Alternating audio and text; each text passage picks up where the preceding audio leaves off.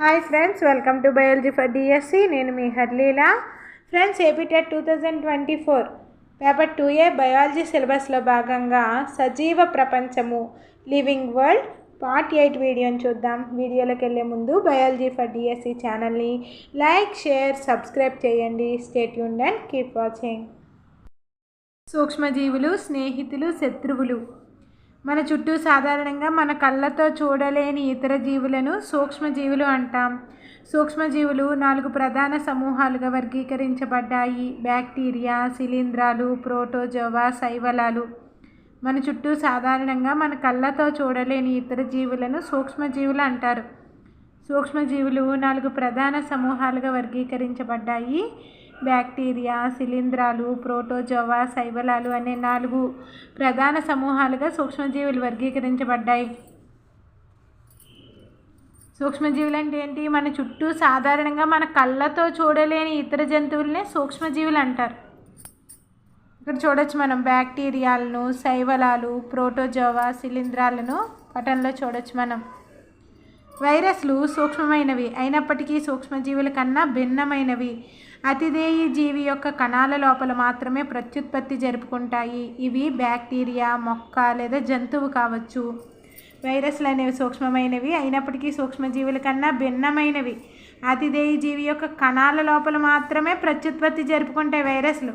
ఇవి బ్యాక్టీరియా, మొక్క లేదా జంతువు కావచ్చు. అతిదేయి కణాలు ఏంటి? బ్యాక్టీరియా అవ్వచ్చు, మొక్క అవ్వచ్చు, జంతువు అవ్వచ్చు. వైరస్లు జలుబు, ఇన్ఫ్లుయెంజా, ఫ్లూ మరియు చాలా రకాల దగ్గులు వంటి సాధారణ రుగ్మతలను కలుగజేస్తాయి. వైరస్లు జలుబు, ఇన్ఫ్లుయెంజా, ఫ్లూ మరియు చాలా రకాల దగ్గులు వంటి సాధారణ రుగ్మతలను కలుగజేస్తాయి. పోలియో మరియు చికెన్ పాక్స్ వంటి వ్యాధులను కూడా వైరస్లు కలుగజేస్తాయి. పోలియో, చికెన్ పాక్స్ వంటి వ్యాధులను కూడా వైరస్లు కలుగజేస్తాయి. విరేచనాలు, డీసెంట్రీ మరియు మలేరియా వంటి వ్యాధులు ప్రోటోజోవా వలన కలుగుతాయి. ప్రోటోజోవా వలన కలిగే వ్యాధులు ఏంటి? విరేచనాలు మరియు మలేరియా వంటి వ్యాధులు ప్రోటోజోవా వలన కలుగుతాయి. మనం చూసుకున్నట్లయితే వైరస్లు జలుబు, ఇన్ఫ్లుయెంజా మరియు చాలా రకాల దగ్గులు వంటి సాధారణ రుగ్మతలు వైరస్ల వల్ల కలుగుతాయి. పోలియో మరియు చికెన్ పాక్స్ వంటి వ్యాధులను కూడా వైరస్లు కలుగజేస్తాయి. ఇప్పుడు ఏంటి? ప్రోటోజోవా వలన కలిగే వ్యాధులు ఏంటి? విరేచనాలు, డీసెంట్రీ మరియు మలేరియా వంటి వ్యాధులు ప్రోటోజోవా వలన కలుగుతాయి. విరోచనాలు, డీసెంట్రీ మరియు మలేరియా వంటి వ్యాధులు ప్రోటోజోవా వలన కలుగుతాయి. నెక్స్ట్, టైఫాయిడ్, క్షయ వంటివి బ్యాక్టీరియా వలన కలిగే వ్యాధులు. టైఫాయిడ్, క్షయ వంటివి బ్యాక్టీరియా వలన కలిగే వ్యాధులు. సూక్ష్మజీవులు బ్యాక్టీరియా, కొన్ని శైవలాలు మరియు ప్రోటోజోవా వలె ఏకకణయుతంగా కానీ లేదా శైవలాలు మరియు శిలీంధ్రాలు వంటి బహుకణయుతంగా కానీ ఉంటాయి. ఈ సూక్ష్మజీవులు ఏంటి? బ్యాక్టీరియా, కొన్ని శైవలాలు మరియు ప్రోటోజోవా వలె ఏకకణయుతంగానైనా ఉండొచ్చు సూక్ష్మజీవులు, లేదా బహుకణయుతంగానే ఉండొచ్చు. ఏకకణంగా ఉండే వాటికి ఉదాహరణలు ఏంటి? బ్యాక్టీరియా, కొన్ని శైవలాలు మరియు ప్రోటోజోవాలు ఏకకణంగా ఉండే సూక్ష్మజీవులు. శైవలాలు మరియు శిలీంధ్రాలు వంటివేమో బహుకణయుతంగా ఉంటాయి. సూక్ష్మజీవులు చల్లని మంచు వాతావరణం నుంచి వేడి నీటి బుగ్గల వరకు మరియు ఎడారుల నుండి చిత్తడి భూముల వరకు అన్ని రకాల వాతావరణ పరిస్థితుల్లోనూ మనుగడ సాగించగలవు. సూక్ష్మజీవులు చల్లని మంచు వాతావరణం నుండి వేడి నీటి బుగ్గల వరకు మరియు ఎడారుల నుండి చిత్తడి భూముల వరకు అన్ని రకాల వాతావరణ పరిస్థితుల్లోనూ మనుగడ సాగించగలవు. సూక్ష్మజీవులు మానవులతో సహా ఇతర జంతువుల దేహాలలో కూడా నివసిస్తాయి. సూక్ష్మజీవులు మానవులతో సహా ఇతర జంతువుల దేహాలలో కూడా నివసిస్తాయి. కొన్ని సూక్ష్మజీవులు ఇతర జీవులపైన పెరుగుతాయి, మరికొన్ని స్వేచ్ఛగా పెరుగుతాయి. కొన్ని సూక్ష్మజీవులు ఇతర జీవులపైన పెరుగుతాయి, మరికొన్ని ఏమో స్వేచ్ఛగా పెరుగుతాయి. నెక్స్ట్, స్నేహపూర్వక సూక్ష్మజీవులు. సూక్ష్మజీవులను పెరుగు, బ్రెడ్, కేకుల తయారీలో వాడతారు. సూక్ష్మజీవులను పెరుగు, బ్రెడ్, కేకుల తయారీలో ఉపయోగిస్తారు. పూర్వకాలం నుంచి సూక్ష్మజీవులను ఆల్కహాల్ తయారీకి ఉపయోగిస్తున్నారు. సూక్ష్మజీవులను పూర్వకాలం నుంచి ఆల్కహాల్ తయారీకి ఉపయోగిస్తున్నారు. సేంద్రియ వ్యర్థాలు, కూరగాయలు, తొక్కలు, జంతువుల అవశేషాలు, మలం బ్యాక్టీరియా వలన హానికరం కాని మరియు ఉపయోగకరమైన పదార్థాలుగా విచ్ఛేదనం చేయబడతాయి. సేంద్రియ వ్యర్థాలు, కూరగాయలు, తొక్కలు, జంతువుల అవశేషాలు, మలం వంటి వాటిని ఏమంటాము? సేంద్రియ వ్యర్థాలు అంటారు. ఇవి ఏం చేస్తున్నాయి? బ్యాక్టీరియా వలన ఈ సేంద్రియ వ్యర్థాలు అనేవి బ్యాక్టీరియా వలన హానికరం కాని మరియు ఉపయోగకరమైన పదార్థాలుగా విచ్ఛేదం చేయబడుతున్నాయి. అంటే ఇక్కడ మనకి బ్యాక్టీరియాలు సహాయం చేస్తున్నాయి అన్నమాట. సేంద్రియ వ్యర్థాలను ఉపయోగకరమైన పదార్థాలుగా విచ్ఛేదన చేయడానికి బ్యాక్టీరియా అనేది ఉపయోగపడుతుంది. నెక్స్ట్ ఔషధాల తయారీలో కూడా బ్యాక్టీరియాను ఉపయోగిస్తారు. వ్యవసాయంలో నత్రజని స్థాపన చేయడం ద్వారా నేల సారం పెంచడానికి ఉపయోగపడతాయి. ఔషధాల తయారీలో కూడా బ్యాక్టీరియాను ఉపయోగిస్తారు. వ్యవసాయంలో నత్రజని స్థాపన చేయడం ద్వారా నేల సారాన్ని పెంచడానికి ఉపయోగపడుతున్నాయి. నెక్స్ట్ లాక్టోబాసిల్లస్ అనే బ్యాక్టీరియా పెరుగు ఏర్పడడాన్ని ప్రోత్సహిస్తుంది. లాక్టోబాసిల్లస్ అనే బ్యాక్టీరియా పెరుగు ఏర్పడడాన్ని ప్రోత్సహిస్తుంది. పెరుగు ఏర్పడడాన్ని ప్రోత్సహించే బ్యాక్టీరియా ఏంటి? లాక్టోబాసిల్లస్. ఈ లాక్టోబాసిల్లస్ అనే బ్యాక్టీరియా పెరుగు ఏర్పడడాన్ని ప్రోత్సహిస్తుంది. ఇది పాలలో వృద్ధి చెంది పాలను పెరుగుగా మారుస్తుంది. ఈ లాక్టోబాసిల్లస్ ఏం చేస్తుంది? పాలలో వృద్ధి చెంది పాలను పెరుగుగా మారుస్తుంది. జున్ను, ఊరగాయలు మరియు ఇతర ఆహార పదార్థాల తయారీలో బ్యాక్టీరియాలు పాల్గొంటాయి. జున్ను, ఊరగాయలు మరియు ఇతర ఆహార పదార్థాల తయారీలోనూ బ్యాక్టీరియాలు పాల్గొంటాయి. రవ్వ, సూజీ రవ్వ, ఇడ్లీలు మరియు బటూరాలు ఒక రకమైన పూరి తయారీకి ముఖ్యమైన పదార్థం పెరుగు. ఇడ్లీలు మరియు బటూరాల తయారీకి ముఖ్యమైన పదార్థం ఏంటి? పెరుగు. బ్యాక్టీరియా ఈస్ట్ కణాలు ఇడ్లీ పిండి, దోశ పిండి పులియడానికి ఉపయోగపడతాయి. బ్యాక్టీరియా ఈస్ట్ కణాలు ఇడ్లీ పిండి, దోశ పిండి పులియడానికి ఉపయోగపడతాయి. ఈస్ట్ వేగంగా ప్రత్యుత్పత్తి జరుపుతూ శ్వాసక్రియలో CO2ను ఉత్పత్తి చేస్తుంది. వాయువు యొక్క బుడగలు పిండి ఘన పరిమాణాన్ని పెంచుతాయి. ఈస్ట్ వేగంగా ప్రత్యుత్పత్తి జరుపుతూ శ్వాసక్రియలో కార్బన్ డైఆక్సైడ్ను ఉత్పత్తి చేస్తుంది. వాయువు యొక్క బుడగలు పిండి ఘన పరిమాణాన్ని పెంచుతాయి. బేకింగ్ పరిశ్రమలలో రొట్టెలు, పేస్ట్రీలు, కేకులు తయారీ చేయడంలో ఈస్ట్ను ఉపయోగిస్తారు. బేకింగ్ పరిశ్రమల్లోనూ రొట్టెలు, పేస్ట్రీలు, కేకులు తయారు చేయడంలో ఈస్ట్ను ఉపయోగిస్తారు. సూక్ష్మజీవుల వాణిజ్యపరమైన ఉపయోగాలు. ఆల్కహాల్, వైన్ మరియు ఎసిటిక్ యాసిడ్లను, ఎసిటిక్ యాసిడ్ అంటే ఏంటి? వెనిగర్ని యొక్క శాస్త్రీయ నామం ఏంటి? ఎసిటిక్ యాసిడ్ అనమాట. ఎసిటిక్ యాసిడ్ని వెనిగర్ అని పిలుస్తారు. ఎసిటిక్ యాసిడ్లను అధిక పరిమాణంలో ఉత్పత్తి చేయడంలో సూక్ష్మజీవులను ఉపయోగిస్తారు. ఈస్ట్ను మద్యం మరియు వైన్ యొక్క వాణిజ్యోత్పత్తికి ఉపయోగిస్తారు. దీని కొరకు బార్లీ, గోధుమ, బియ్యం వంటి ధాన్యాలు, పండ్ల రసాలు మొదలైన వాటిలో ఉండే సహజ చక్కెరలపై ఈస్ట్ను పెంచుతారు. ఈస్ట్ను మద్యం మరియు వైన్ యొక్క వాణిజ్యోత్పత్తికి ఉపయోగిస్తారు. దీని కొరకు బార్లీ, గోధుమ, బియ్యం వంటి ధాన్యాలు, పండ్ల రసాలు మొదలైన వాటిలో ఉండే సహజ చక్కెరలపై ఈస్ట్ను పెంచుతారు. నెక్స్ట్ కిణ్వనం. ఈస్ట్ని ఉపయోగించి చక్కెరను ఆల్కహాల్గా మార్చే ప్రక్రియను కిణ్వనం అంటారు. కిణ్వనం అంటే ఏంటి? ఈస్ట్ను ఉపయోగించి చక్కెరను ఆల్కహాల్గా మార్చే ప్రక్రియనే కిణ్వనం అంటారు. ఈస్ట్ను ఉపయోగించి చక్కెరను ఆల్కహాల్గా మార్చే ప్రక్రియను కిణ్వనం అంటారు. లూయిస్ పాశ్చర్ 1857లో ఈ కిణ్వన ప్రక్రియను కనుగొన్నాడు. ఈస్ట్ను ఉపయోగించి చక్కెరను ఆల్కహాల్గా మార్చే ప్రక్రియను ఏమంటారు? కిణ్వనం అంటారు. ఈస్ట్ను ఉపయోగించి చక్కెరను ఆల్కహాల్గా మార్చే ప్రక్రియను కిణ్వనం అంటారు. లూయిస్ పాశ్చర్ 1857లో ఈ కిణ్వన ప్రక్రియను కనుగొన్నాడు. లూయిస్ పాశ్చర్ 1857లో కిణ్వన ప్రక్రియను కనుగొన్నారు. నెక్స్ట్ సూక్ష్మజీవుల యొక్క ఔషధపరమైన ఉపయోగాలు. పెన్సిలిన్ వంటి కొన్ని సూక్ష్మజీవక మాత్రలు, క్యాప్సూల్స్ లేదా ఇంజెక్షన్లు వ్యాధులను కలిగించే సూక్ష్మజీవులను చంపుతాయి లేదా వాటి పెరుగుదలని నిరోధిస్తాయి. ఇటువంటి మందులను సూక్ష్మజీవనాశకాలు అంటారు. పెన్సిలిన్ వంటి కొన్ని సూక్ష్మజీవక మాత్రలు, క్యాప్సూల్స్ లేదా ఇంజెక్షన్లు వ్యాధుల్ని కలిగించే సూక్ష్మజీవులను చంపుతాయి లేదా వాటి పెరుగుదలని నిరోధిస్తాయి. ఇటువంటి మందులను సూక్ష్మజీవనాశకాలు, యాంటీబయాటిక్స్ అంటారు. అంటే ఇక్కడ మనకి సూక్ష్మజీవులను ఔషధాలుగా కూడా ఉపయోగిస్తున్నాం. ఇటువంటి ఔషధాలకు ఉదాహరణ ఏంటి? పెన్సిలిన్, అదేవిధంగా యాంటీబయాటిక్స్. ఇవేం చేస్తున్నాయి? సూక్ష్మజీవుల్ని చంపుతాయి లేదా వాటి పెరుగుదలని నిరోధిస్తాయి. సాధారణంగా మనకు తెలిసిన స్ట్రెప్టోమైసిన్, టెట్రాసైక్లిన్ మరియు ఎరిథ్రోమైసిన్ అనేవి శిలీంధ్రాలు మరియు బ్యాక్టీరియా నుంచి తయారు చేయబడిన సూక్ష్మజీవనాశకాలు. స్ట్రెప్టోమైసిన్, టెట్రాసైక్లిన్ మరియు ఎరిథ్రోమైసిన్ అనేవి కొన్ని శిలీంధ్రాలు మరియు బ్యాక్టీరియా నుంచి తయారు చేయబడిన సూక్ష్మజీవనాశకాలు. ఇవి నిర్దిష్ట సూక్ష్మజీవులను పెంచడం ద్వారా తయారు చేయబడతాయి. ఈ స్ట్రెప్టోమైసిన్, టెట్రాసైక్లిన్, ఎరిథ్రోమైసిన్ ఏంటివి? సూక్ష్మజీవనాశకాలే. ఇవి ఏం చేస్తున్నాయి? నిర్దిష్టమైన సూక్ష్మజీవులను పెంచడం ద్వారా తయారు చేయబడుతున్నాయి. ఇవి వివిధ రకాల వ్యాధులను నయం చేయడానికి ఉపయోగపడతాయి. ఈ యాంటీబయాటిక్స్ అనేవి ఈ స్ట్రెప్టోమైసిన్, టెట్రాసైక్లిన్, ఎరిథ్రోమైసిన్ వంటివి ఏంటి? వివిధ రకాల వ్యాధుల్ని నయం చేయడానికి ఉపయోగపడుతున్నాయి. 1929లో అలెగ్జాండర్ ఫ్లెమింగ్ వ్యాధికారక బ్యాక్టీరియాల వద్దనంపై పరిశోధన చేస్తుండగా తన వద్దనం ప్లేట్లలో ఒక దానిలో ఆకుపచ్చని శిలీంధ్రం యొక్క సిద్ధబీజాన్ని కనుగొన్నాడు. ఈ శిలీంధ్రం బ్యాక్టీరియా పెరుగుదలను నిరోధించిందని కనుగొన్నారు. ఈ శిలీంధ్రం నుండి పెన్సిలిన్ తయారు చేయబడింది. 1929లో అలెగ్జాండర్ ఫ్లెమింగ్ వ్యాధికారక బ్యాక్టీరియాల వద్దనంపై పరిశోధన చేస్తుండగా తన వద్దనం ప్లేట్లలో ఒక దానిలో ఆకుపచ్చని శిలీంధ్రం యొక్క సిద్ధబీజాలను కనుగొన్నారు. ఈ శిలీంధ్రము బ్యాక్టీరియా పెరుగుదలని నిరోధించిందని కనుగొన్నారు. ఈ శిలీంధ్రం నుంచి పెన్సిలిన్ తయారు చేయబడింది. నెక్స్ట్, జంతువులలో సూక్ష్మజీవుల సంక్రామ్యతను అదుపు చేయడానికి పశువులు మరియు పౌల్ట్రీ యొక్క మేతలో సూక్ష్మజీవనాశకాలను కూడా కలుపుతారు. జంతువులలో సూక్ష్మజీవుల సంక్రామ్యతని అదుపు చేయడానికి పశువులు మరియు పౌల్ట్రీ యొక్క మేతలో సూక్ష్మజీవనాశకాలను కూడా కలుపుతారు. జంతువులలో సూక్ష్మజీవుల సంక్రామ్యతని అదుపు చేయడానికి పశువులు మరియు పౌల్ట్రీ యొక్క మేతలో సూక్ష్మజీవనాశకాలను కూడా కలుపుతారు. అనేక మొక్కల వ్యాధులను నియంత్రించడానికి వీటిని ఉపయోగిస్తారు.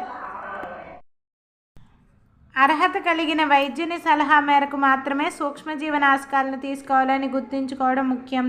అవసరం లేనప్పుడు లేదా తప్పుడు మోతాదులో సూక్ష్మజీవనాశకాలను తీసుకున్నట్లయితే భవిష్యత్తులో మనకి అవసరమైనప్పుడు ఔషధం తక్కువ ప్రభావవంతంగా ఉండవచ్చు. అలాగే అనవసరంగా తీసుకునే సూక్ష్మజీవనాశకాలు శరీరంలోని ప్రయోజనకరమైన బ్యాక్టీరియాను చంపవచ్చు. అయితే సూక్ష్మజీవనాశకాలు జలుబు మరియు ఫ్లూకు వ్యతిరేకంగా సమర్థవంతంగా ఉండవు, ఎందుకంటే అవి వ్యాధులు వైరస్ల వలన కలుగుతాయి. అర్హత కలిగిన వైద్యుని సలహా మేరకు మాత్రమే సూక్ష్మజీవనాశకాలను తీసుకోవాలని గుర్తుంచుకోవాలి. మనం అవసరం లేనప్పుడు తప్పుడు మోతాదులో సూక్ష్మజీవనాశకాలను తీసుకున్నట్లయితే భవిష్యత్తులో మనకి అవసరమైనప్పుడు ఔషధం తక్కువ ప్రభావవంతంగా ఉండవచ్చు. అలాగే అనవసరంగా తీసుకునే సూక్ష్మజీవనాశకాలు శరీరంలోని ప్రయోజనకరమైన బ్యాక్టీరియాను చంపవచ్చు. అయితే సూక్ష్మజీవనాశకాలు జలుబు మరియు ఫ్లూకు వ్యతిరేకంగా సమర్థవంతంగా ఉండవు, ఎందుకంటే ఆ వ్యాధులు వైరస్ల వలన కలుగుతాయి. వ్యాధికారక సూక్ష్మజీవులు మన దేహంలోనికి ప్రవేశించినప్పుడు దాడి చేసిన వాటితో పోరాడడానికి మన దేహము ప్రతిరక్షకాలను ఉత్పత్తి చేస్తుంది. వ్యాధికారక సూక్ష్మజీవులు మన దేహంలోనికి ప్రవేశించినప్పుడు దాడి చేసిన వాటితో పోరాడడానికి మన దేహము ప్రతిరక్షకాలను ఉత్పత్తి చేస్తుంది.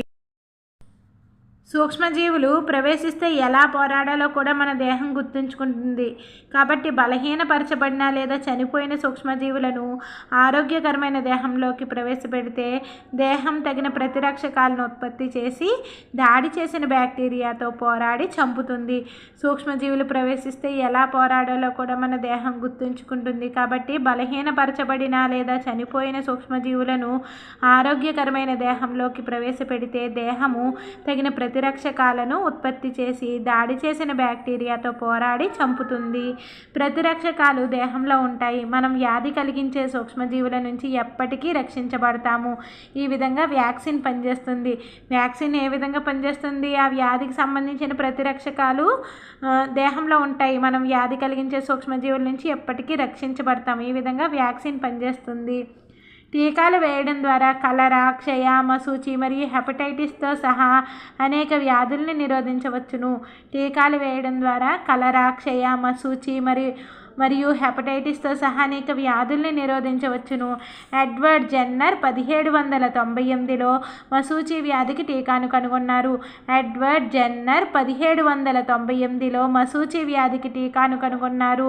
మశూచి వ్యాధికి టీకాను 1798లో ఎడ్వర్డ్ జెన్నర్ కనుగొన్నారు. ఎడ్వర్డ్ జెన్నర్ 1798 మశూచి వ్యాధికి టీకాను కనుగొన్నారు. పల్స్ పోలియో కార్యక్రమం కింద పోలియో నుంచి పిల్లలకు రక్షణ కల్పించడానికి ఇచ్చే పోలియో చుక్కలే టీకాలు అన్నమాట. పల్స్ పోలియో కార్యక్రమం క్రింద పోలియో నుండి పిల్లలకు రక్షణ కల్పించడానికి ఇచ్చే పోలియో చుక్కలేంటి? అవి టీకాలు. ప్రపంచవ్యాప్తంగా మశూచి వ్యాధికి వ్యతిరేకంగా జరిగిన ప్రచారం వల్ల ప్రపంచంలో చాలా ప్రాంతాల నుంచి దాని నిర్మూలన సాధ్యమైంది. ఈ రోజుల్లో అనేక వ్యాధుల నుంచి మానవులను, ఇతర జంతువులను రక్షించడానికి సూక్ష్మజీవుల నుండి పెద్ద ఎత్తున వ్యాక్సిన్లు తయారు చేయబడుతున్నాయి. భూసారాన్ని పెంచడం అంటే సూక్ష్మజీవుల్ని భూసారాన్ని పెంచడంలో ఎలా ఉపయోగిస్తున్నారో చూద్దాం. కొన్ని బ్యాక్టీరియాలు వాతావరణం నుంచి నత్రజనిని గ్రహించి నేలలో స్థాపన చేయడం ద్వారా భూసారాన్ని పెంచి నేలను సారవంతం చేస్తాయి. ఈ సూక్ష్మజీవులను సాధారణంగా జీవనత్రజని స్థాపకాలు, బయోలాజికల్ నైట్రోజన్ ఫిక్సర్లు అంటారు. కొన్ని బ్యాక్టీరియాలు వాతావరణం నుంచి నత్రజనిని గ్రహించి నేలలో స్థాపన చేయడం ద్వారా భూసారాన్ని పెంచి నేలను సారవంతం చేస్తాయి. ఈ సూక్ష్మజీవులను సాధారణంగా జీవనత్రజని స్థాపకాలు, బయోలాజికల్ నైట్రోజన్ ఫిక్సర్లు అంటారు. నెక్స్ట్, పర్యావరణాన్ని శుభ్రం చేయడం. మనం పారవేసిన కూరగాయలు, పండ్ల వ్యర్థాలపై సూక్ష్మజీవులు చర్య జరిపి కుళ్ళింపజేస్తాయి. వీటిని జంతువులు, మొక్కలు తిరిగి వినియోగించుకోవచ్చు.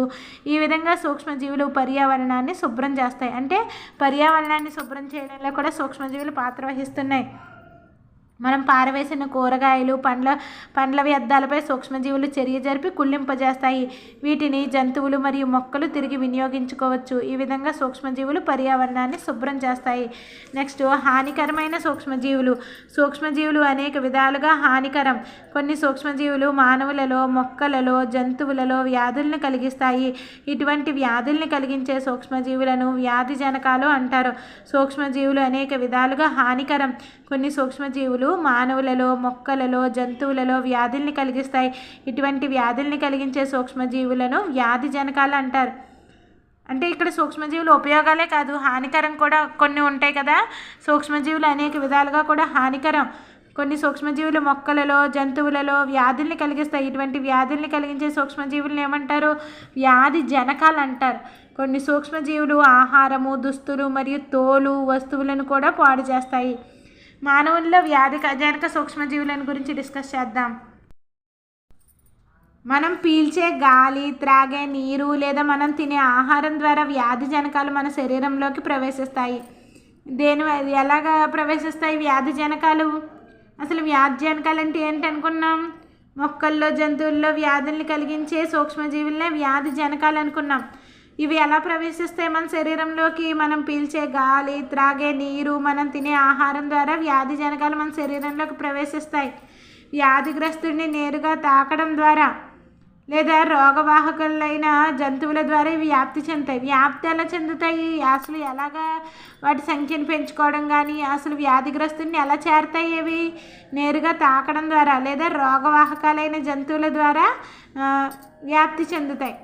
నెక్స్ట్, వ్యాధి సోకిన వ్యక్తి నుంచి ఆరోగ్యవంతమైన వ్యక్తికి గాలి, నీరు, ఆహారము లేదా తాకడం ద్వారా వ్యాప్తి చెందే వ్యాధులను అంటువ్యాధులు అంటారు. అంటువ్యాధులు అంటే ఏంటి? వ్యాధి సోకిన వ్యక్తి నుంచి ఆరోగ్యవంతమైన వ్యక్తికి గాలి, నీరు, ఆహారం లేదా తాకడం ద్వారా వ్యాప్తి చెందే వ్యాధులను అంటువ్యాధులు అంటారు. కలరా, జలుబు, ఆటలమ్మ, చికెన్ పాక్స్, క్షయ వంటివి అంటువ్యాధులు. కలరా, జలుబు, ఆటలమ్మ, చికెన్ పాక్స్, క్షయ వంటివి అంటువ్యాధులు. తుమ్మేటప్పుడు ముక్కు మరియు నోటిపై రుమాలను ఉంచాలి. వ్యాధి సోకిన వ్యక్తులకు దూరంగా ఉండడం మంచిది. తుమ్మేటప్పుడు ముక్కు మరియు నోటిపై రుమాలు ఉంచుకోవాలి. వ్యాధి సోకిన వ్యక్తులకు దూరంగా ఉండడం మంచిది. కొన్ని కీటకాలు, జంతువులు వ్యాధికారక సూక్ష్మజీవులకు వాహకాలుగా పనిచేస్తాయి. అటువంటి వాహకాలలో ఈగ కూడా ఒకటి. కొన్ని కీటకాలు, జంతువులు వ్యాధికారక సూక్ష్మజీవులకు వాహకాలుగా పనిచేస్తాయి. అటువంటి వాహకాల్లో ఈగ కూడా ఒకటి. ఈగలు చెత్త, జంతు విసర్జితాలపై వాలతాయి. వ్యాధి జనకాలు వాటి శరీరాలకు అతుక్కుంటాయి. ఈ ఈగలు మూతవేయని ఆహారంపై వాలినప్పుడు వ్యాధి జనకాలను బదిలీ చేస్తాయి. మూతవేయని ఆహారంపై వాలినప్పుడు వ్యాధి జనకాలను బదిలీ చేస్తాయి. మలేరియా పరాన్నజీవి ప్లాస్మోడియం ఉంది కదా, వ్యాప్తి చేసే ఆడ ఎనాఫిలస్ దోమ, ఆడ ఎడిస్ దోమ డెంగ్యూ వైరస్కు వాహకంగా పనిచేస్తుంది. మలేరియా పరాన్నజీవి ప్లాస్మోడియం వ్యాప్తి చేసే ఆడ ఎనాఫిలస్ దోమ. మలేరియాని వ్యాప్తి చేసే ఆడ ఎనాఫిలస్ దోమ. ఆడ ఎడిస్ దోమేమో డెంగ్యూ వైరస్కి వాహకంగా పనిచేస్తుంది. ఆడ ఎడిస్ దోమ డెంగ్యూ వైరస్కు వాహకంగా పనిచేస్తుంది. దోమలు నీటిలో సంతానోత్పత్తి చేస్తాయి. కావున కూలర్లు, టైర్లు, కుండీలలో నీరు నిల్వ ఉండకూడదు. ఆడ ఎడిస్ దోమ ఏం చేస్తుంది? డెంగ్యూకు వాహకంగా పనిచేస్తుంది. ఆడ ఎనాఫిలస్ దోమ మలేరియా వ్యాధికి వాహకంగా పనిచేస్తుంది. దోమలు నీటిలో సంతానోత్పత్తి చేస్తాయి కాబట్టి కూలర్లు, టైర్లు, కుండీలలో నీరు నిల్వ ఉండనీయరాదు. పరిసరాలను శుభ్రంగా పొడిగా ఉంచడం ద్వారా దోమలు సంతానోత్పత్తి చేయకుండా నిరోధించవచ్చు. పరిసరాన్ని శుభ్రంగా పొడిగా ఉంచడం ద్వారా దోమలు సంతానోత్పత్తి చేయకుండా నిరోధించవచ్చు. నెక్స్ట్, మానవుల్లో సూక్ష్మజీవుల వల్ల కలిగే సాధారణ వ్యాధులు. ప్రోటోజోవా వల్ల కలిగే వ్యాధులేంటి? మలేరియా దోమల ద్వారా వ్యాప్తి చెందుతుంది. నివారణ అంటే ఇక్కడ మలేరియా అనేది ప్రోటోజోవా వల్ల కలిగే వ్యాధి. ప్లాస్మోడియం అనే ప్రోటోజోవా వల్ల కలిగే వ్యాధి దోమల ద్వారా వ్యాప్తి చెందుతుంది.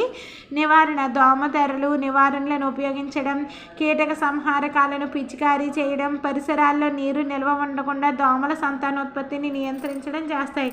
వైరస్ల వల్ల కలిగే వ్యాధులేంటి? తట్టు, చికెన్ పాక్స్, ఆటలమ్మ, పోలియో, హెపటైటిస్ ఏ వంటివి వైరస్ వల్ల కలిగే వ్యాధులు.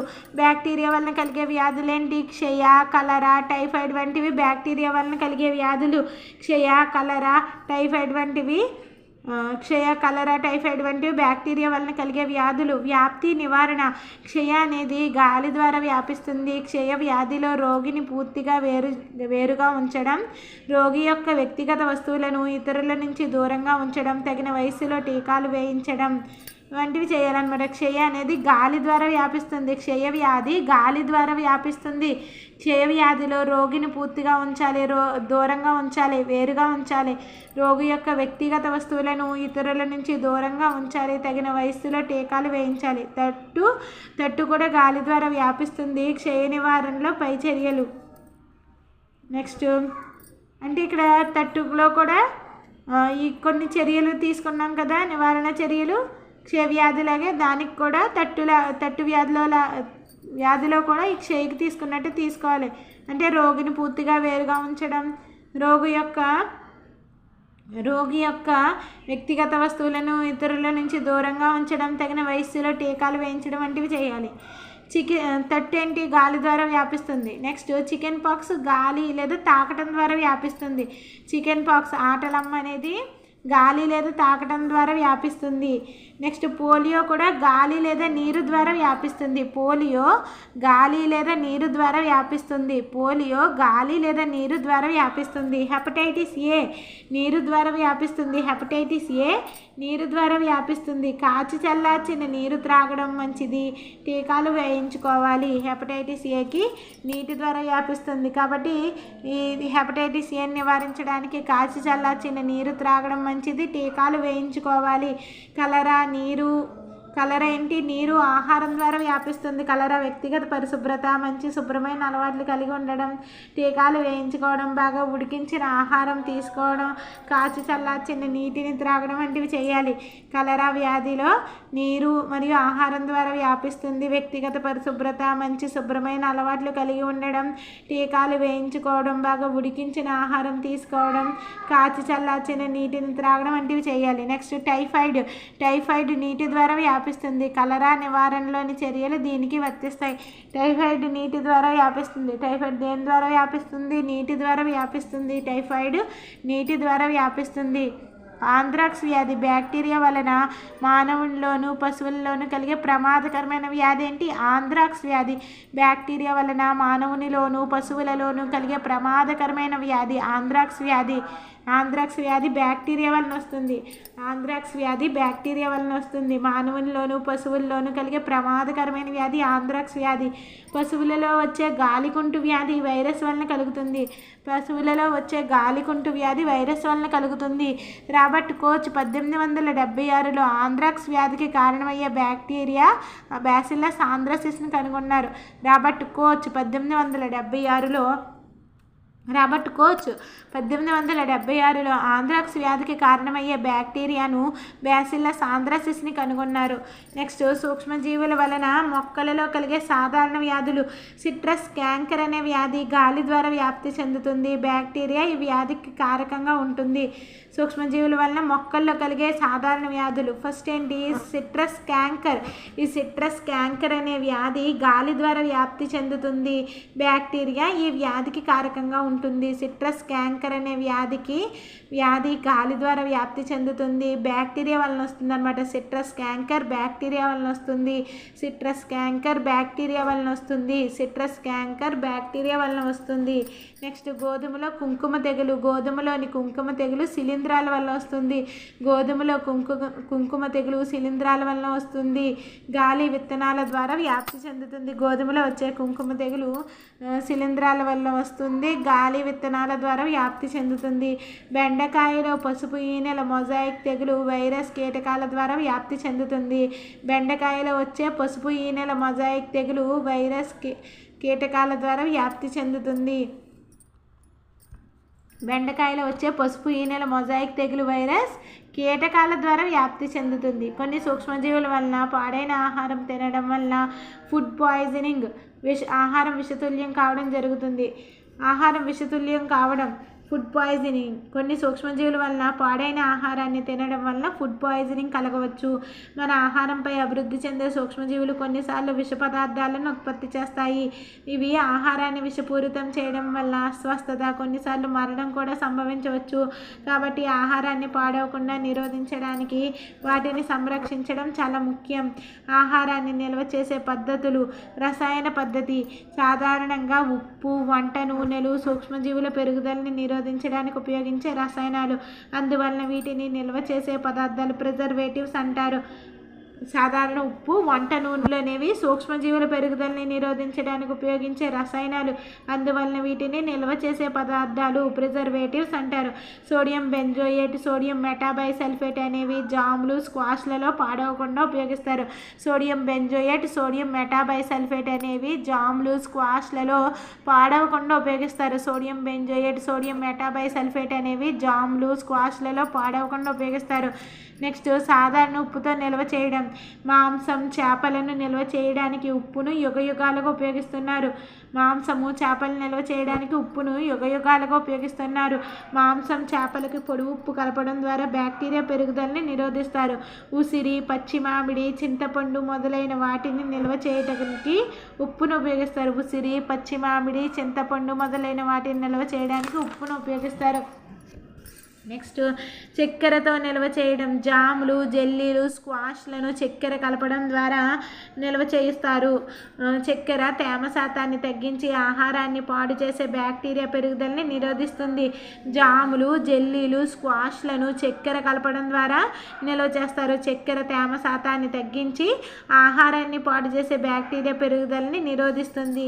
నూనె వెనిగర్తో నిల్వ చేయడం. నూనె వెనిగర్లు ఉపయోగించడం ద్వారా ఊరగాయలు చెడిపోకుండా నిల్వ చేయవచ్చును. ఎందుకంటే బ్యాక్టీరియాలు ఆ వాతావరణంలో జీవించలేవు. కూరగాయలు, పండ్లు, చేపలు, మాంసం ఈ పద్ధతి ద్వారా నిల్వ చేస్తారు. వేడి చేయడం, శీతలీకరించడం, మరగపెట్టడం వల్ల అనేక సూక్ష్మజీవులు నశిస్తాయి. ఆహారాన్ని రిఫ్రిజిరేటర్లో ఉంచడం వలన తక్కువ ఉష్ణోగ్రత సూక్ష్మజీవుల పెరుగుదలని నిరోధిస్తుంది. ఆహారాన్ని రిఫ్రిజిరేటర్లో ఉండడం వల్ల ఈ తక్కువ ఉష్ణోగ్రత అనేది సూక్ష్మజీవుల యొక్క పెరుగుదలని నిరోధిస్తుంది. Next pasteurization. పాలను 15 నుంచి 30 సెకండ్ల పాటు సుమారు 70 డిగ్రీల సెంటీగ్రేడ్ వరకు వేడి చేసి ఆపై వెంటనే చల్లబరిచి నిల్వ చేస్తారు. అలా చేయడం వలన సూక్ష్మజీవుల పెరుగుదల నిరోధించబడుతుంది. ఈ ప్రక్రియను లూయిస్ పాశ్చర్ కనుగొన్నారు. దీనిని పాశ్చరైజేషన్ అంటారు. పాలను 15 నుంచి 30 సెకండ్ల పాటు 70 డిగ్రీల సెంటీగ్రేడ్ వరకు వేడి చేసి ఆపై వెంటనే చల్లబరిచి నిల్వ చేస్తారు. 15 నుంచి 30 సెకండ్ల పాటు సుమారు 70 డిగ్రీల సెంటీగ్రేడ్ వరకు వేడి చేసి ఆపై వెంటనే చల్లబరిచి నిల్వ చేస్తారు. అలా చేయడం వల్ల సూక్ష్మజీవుల పెరుగుదల నిరోధించబడుతుంది. ఈ ప్రక్రియను లూయిస్ పాశ్చర్ కనుగొన్నారు. దీన్ని పాశ్చరైజేషన్ అంటారు. నెక్స్ట్ నిల్వ, ప్యాకింగ్. డ్రై ఫ్రూట్స్, కూరగాయలను కూడా సూక్ష్మజీవుల దాడిని నిరోధించడానికి గాలి లేదా బిగుతైన సీల్ చేయబడిన ప్యాకెట్లలో విక్రయిస్తున్నారు. నత్రజని స్థాపన. రైజోబియం అనే బ్యాక్టీరియా చిక్కుడు జాతి మొక్కల్లో నత్రజని స్థాపనలో పాల్గొంటాయి. బీన్స్ మరియు బఠానీల వంటి చిక్కుడు జాతి మొక్కలు వేరు బొడిపెలలో రైజోబియం సహజీవనం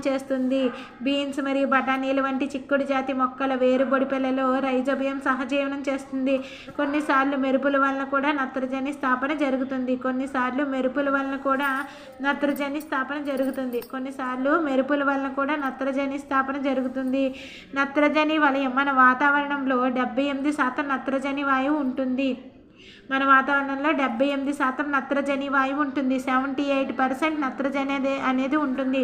అన్ని జీవులలోనూ మాంసకృత్తులు, పత్రహరితం, కేంద్రకామ్లాలు, విటమిన్లలో నత్రజని ఒక ముఖ్యమైన భాగం. అన్ని జీవులలోని మాంసకృత్తులు, పత్రహరితం, కేంద్రకామ్లాలు, విటమిన్లలో నత్రజని ఒక ముఖ్యమైన భాగం. వాతావరణంలో నత్రజనిని మొక్కలు, జంతువులు నేరుగా తీసుకోలేవు. నేలలో ఉండే కొన్ని బ్యాక్టీరియా నీలి ఆకుపచ్చ శైవలాలు వాతావరణంలోని నత్రజనిని గ్రహించి నత్రజని సమ్మేళనాలుగా మార్చి నేలలో స్థాపన చేస్తాయి. నేలలో ఉండే కొన్ని బ్యాక్టీరియా నీలి ఆకుపచ్చ శైవలాలు వాతావరణంలోని నత్రజనిని గ్రహించి నత్రజని సమ్మేళనాలుగా మార్చి నేలలో నత్రజనిని స్థాపన చేస్తాయి.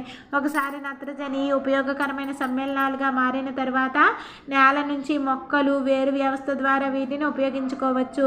ఒకసారి నత్రజని ఉపయోగకరమైన సమ్మేళనాలుగా మారిన తర్వాత నేల నుంచి మొక్కలు వేరు వ్యవస్థ ద్వారా వీటిని ఉపయోగించుకోవచ్చు. తరువాత మొక్కల్లో ప్రోటీన్లు ఇతర సమ్మేళనాల సంశ్లేషణ కోసం నత్రజని